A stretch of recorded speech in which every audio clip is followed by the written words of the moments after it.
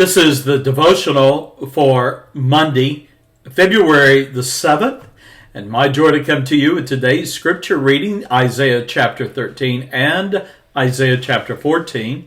The title of the devotional is The Destruction of Babylon and Lucifer's Fall. Now, we are continuing then our chronological study of the scriptures, returning now once again to the book of Isaiah. Isaiah chapter 13, we have recorded the rise and fall of Babylon, and that also continues on into Isaiah chapter 14.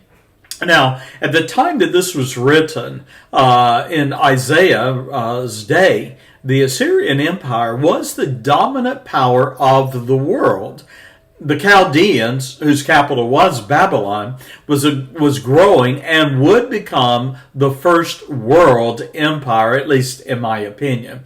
Now, Babylon's prophetic importance is revealed in the opening verse of Isaiah chapter 13 and verse 1, where we read, the burden, or that is the pronouncement of judgment concerning Babylon, which Isaiah the son of Amoz did see. Now, what was the burden Isaiah foresaw concerning Babylon? Well, it was a prophecy of judgment.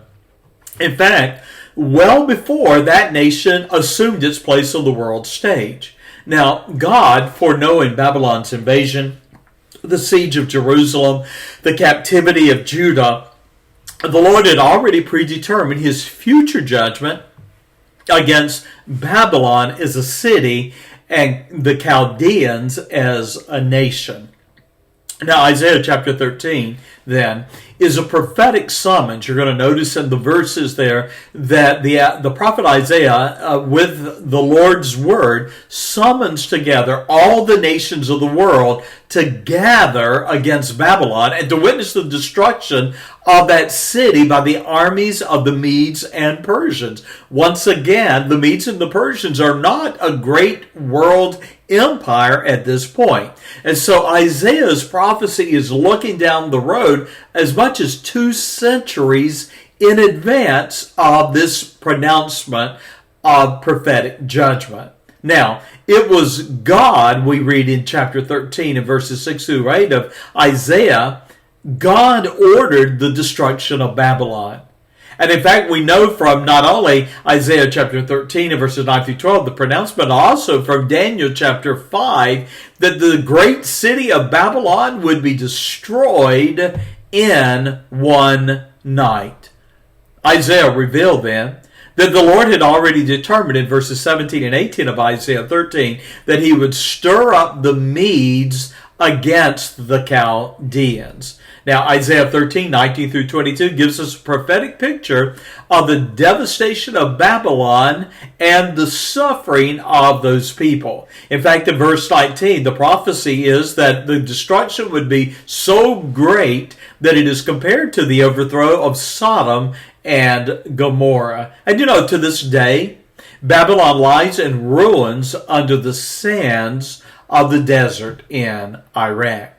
Now, notice in Isaiah chapter 14, the prophecy against Babylon continues in the opening verses of this chapter, but it offers hope to the Jews of one day being restored to their land. And now, remarkably, the destruction of the city of Babylon, considered unassailable in that day, is prophetically foretold in detail in Isaiah chapter 14. In fact, verses 9 through 23 describes hell itself as being stirred up at the entrance of the fallen king of Babylon. Reading this passage should caution us all to remember death is the inevitable equalizer of men, great and small. Now, you have a familiar portion of Scripture for those that are students of prophecy in Isaiah 14, verses 12 through 14, where we have the comparison of the sudden fall of the king of Babylon with that of the archangel Lucifer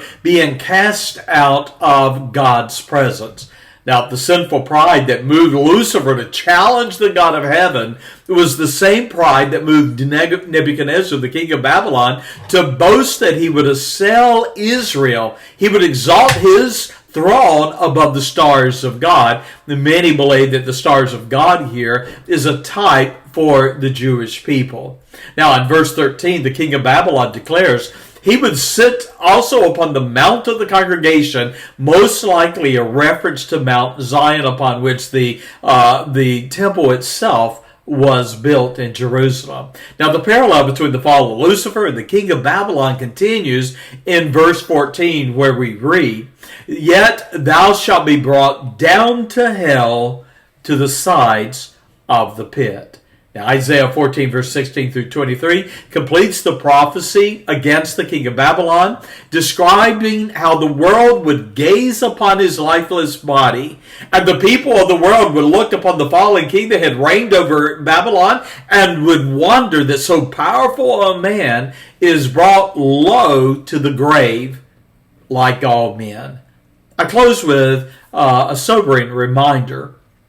The death is no respecter of persons. It is indeed the great equalizer, for whether small or great, famous or infamous, it is appointed unto men once to die, but after this the judgment. Hebrews 9:27. Romans 14, we know that the Bible tells us that all will stand before God's judgment, and every knee shall bow, every tongue shall confess to God, so that every one of us shall give account of himself to God. Revelation chapter 20, every man without exception shall be judged according to his works. Verse 15, and whosoever is not found written in the book of life will be cast into the lake of fire.